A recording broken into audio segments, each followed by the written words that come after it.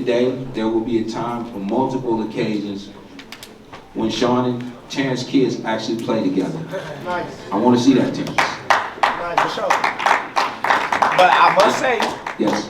my kids is a little rough. And I must say that Shawn ain't been toughing his boys up, so we're going to have to get ready for that. Those play dates, we got to get ready for the play dates. For sure.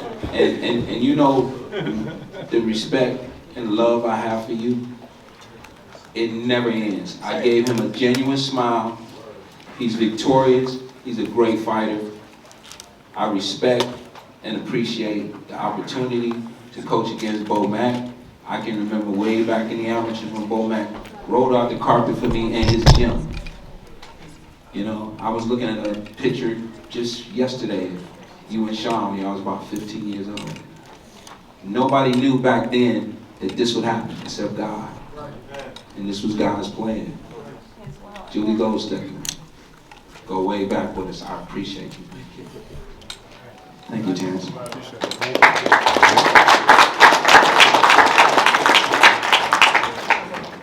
Last thing I'm gonna say is thank you guys. God bless you, and enjoy this man right here, man. He's quite a guy. You already know that.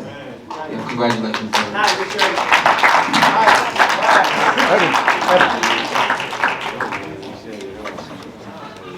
Thank you. I didn't expect you to say that. TT. Hey Terrence, congratulations, right down in front here. Do you think this was your best performance? No, I wouldn't say that. No? How do you critique yourself?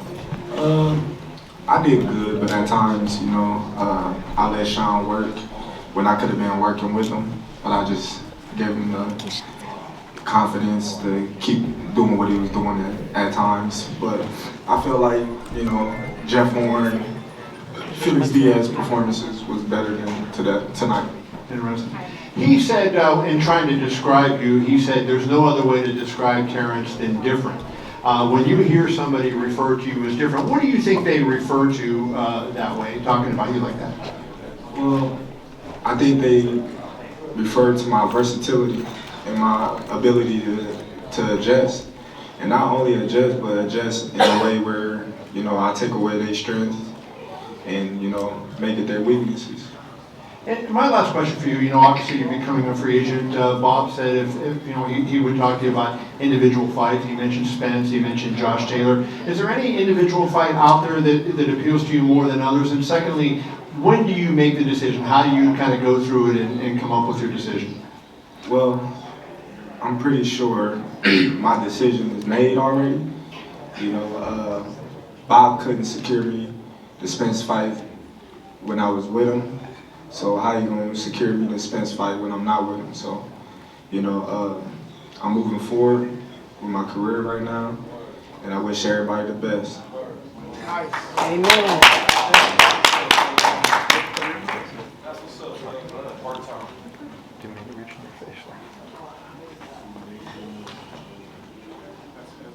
Hey, Terrence, straight back. Congratulations on your victory. My question for you is, I know you were informed that Spence was here. They showed him up on the screen. You know, he didn't stop Shawn Porter the way you did. His other losses against top guys, Calbrook and Thurman, were also that close decision. Can you tell me about your thoughts about not only being the winner of the fight, but doing it in a manner in which those other guys that were at the top of the division did not do? You did it in a very spectacular way. Well, you gotta understand, you know, like it's been a long time coming. You know, everybody was downgrading the level of competition that I was fighting, said I'm not fighting nobody and this and that and that and this. But today, I got the opportunity to fight another top welterweight, as y'all say. You know, and it showed today. You know, it showed that the guys that I was fighting, they wasn't no pushovers, there wasn't no walkovers. Y'all might didn't know them because their name wasn't highly out there like the rest of our names, but they was talented fighters. You know, they was undefeated fighters. They was hungry. They didn't have nothing to lose. They never lost before, so they don't know how to lose. But a lot of people, you know, they criticize them. They see how I win, and you know, they down talk him and they bash him and say, oh, well, he's not fighting nobody. Well, today I fought somebody and the same thing happened. But how did you feel that you were the guy that knocked him out and those guys couldn't? Well, it's the same, you know what I mean, with anybody else. You know, I was beating undefeated fighters. I was the first person to stop them and, you know, make them look the way they did, and they never looked at the same after, you know, and people will call them washed up and say, oh, well, they not this, they not that. But have you seen anybody do Kell Brook the way that I did? And lastly, it was close on the scorecards. One point, I believe, on 2 of the cards, you were ahead on all 3. In your mind, I felt like it was a close fight. I think a lot of guys at ringside did. How did you feel it was in the ring? How close did you think it was? I didn't think it was close at all, to tell you the truth. I was out there, you know, doing what I wanted to do, you know, and once I got the look that it was close, I had to turn it up in that round, and that's when I got the stoppage. Now, Terence, James Weller, Boxing Source. Talk about that adjustment to go southpaw pretty much in the 2nd and 3rd round and catching Shawn Porter with those counters. Well, Shawn Porter, he was just trying to land that overhead right, not seeing that I can catch him in between that shot. And the southpaw stance would be the best shot to catch him with. Terence, after a while where you were, you know, done with the Spence fight, but from what you said to Bob and just now, it sounds like you might want that fight once more. Do you want that fight still? And if it takes having to go to PBC, will you do that? Man, like I said before, man, I don't need Spence. You know, I've been the #1 guy in the division since I came here. You know, 3-time, you know, 3-weight world champion, you know what I mean? Like, undisputed world champion. You know, come in the welterweight division, my first fight, and win the title. Like, the things that I've been doing in my whole career is nothing compared to Spence. You know, not to take nothing away from him, you know, he's unified and whatnot. But like I said, you know, it is what it is at the end of the day. But we King for 95.7 Omaha. When's the next time you're gonna come to Omaha and showcase your skills? Oh, I don't know. You know, I'll be there tomorrow, but I don't know when we're gonna fight. Now, and then my last question: What side are you? What side are you? Are you the A side or are you the B side? Man, I'm the all side. That's right. Terence, Marcus Hayes, Fight Hub TV.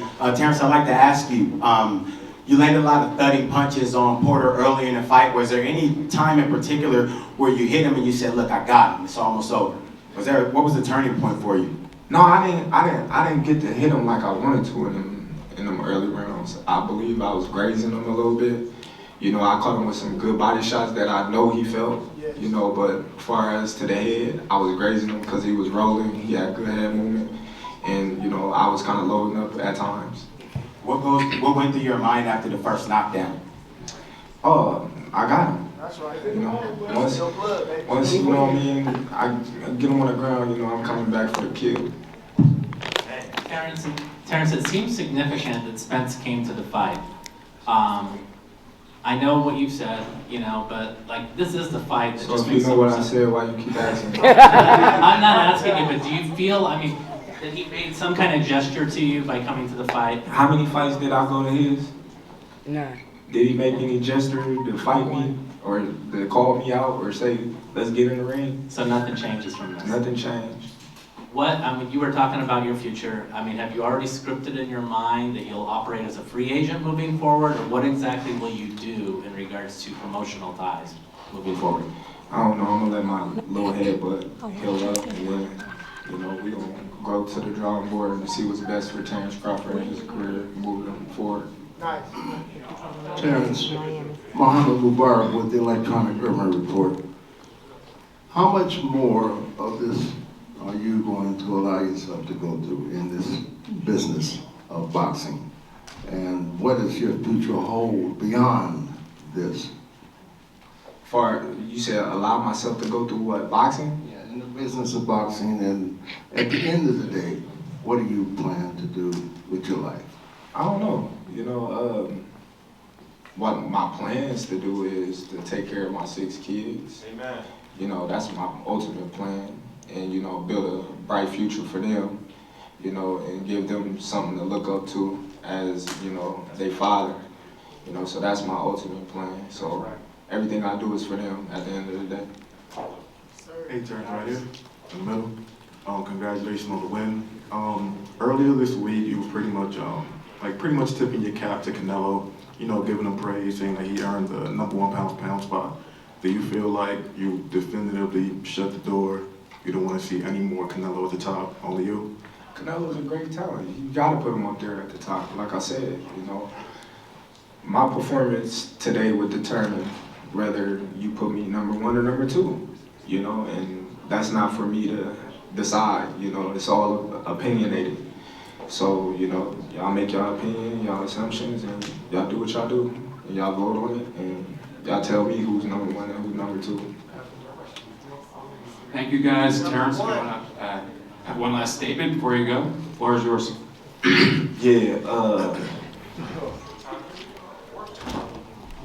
Let's go, man. Me and Shakur fighting for his title. My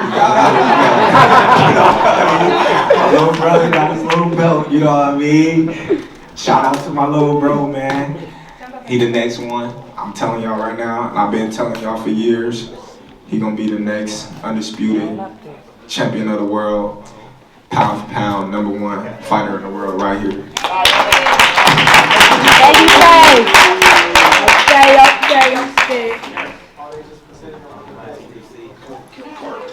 Okay. Come on.